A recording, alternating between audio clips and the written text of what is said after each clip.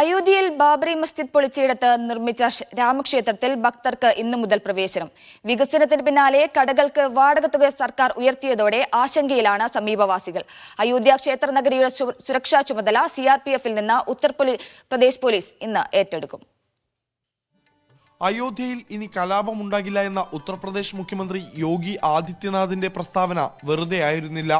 അയോധ്യയിൽ സുരക്ഷയൊരുക്കാൻ യോഗി സർക്കാർ നിയോഗിച്ചത് PAC എന്ന് വിളിക്കുന്ന ഉത്തർപ്രദേശ് പ്രവിശ്യ സായുധ കോൺസ്റ്റബുലറിയെയാണ്. സംസ്ഥാനം ഭരിക്കുന്ന പാർട്ടിയുടെ മനസ്സറിഞ്ഞ് സംഘർഷങ്ങളിൽ ഉൾപ്പെട്ടവരെ തല്ലിച്ചതയ്ക്കാൻ പരിശീലനം നേടിയ പോലീസ് സംഘമാണിത്. അയോധ്യയിൽ നിന്നും CRPF-നെ പിൻവലിച്ച് ഉത്തർപ്രദേശ് സംസ്ഥാന പോലീസിനെ നിയോഗിക്കുന്ന BJP സർക്കാർ PAC-യെയും അയോധ്യയിൽ വിന്യസിക്കുന്നുണ്ട്. 31,000 കോടി രൂപ സർക്കാർ ഖജനാവിൽ നിന്ന് മുടക്കിയാണ് അയോധ്യയിലെ ക്ഷേത്രനഗരി യോഗി സർക്കാർ വിപുലീകരിച്ചത്. ഇതോടെ സമീപത്ത് ചെറിയ കടകൾ നടത്തിയ പലർക്കും ഉപജീവനമാർഗം ഉപേക്ഷിക്കേണ്ടി വന്നു. ക്ഷേത്രത്തിൽ കൂടുതൽ ഭക്തരെത്തിയാൽ വരുമാനം വർദ്ധിക്കുമെന്ന് കണക്കുകൂട്ടിയവർക്ക് ഇപ്പോൾ തദ്ദേശ സ്ഥാപനങ്ങൾക്ക് നികുതി ഇനത്തിൽ നൽകേണ്ട തുക ഇരട്ടിയോളമായി.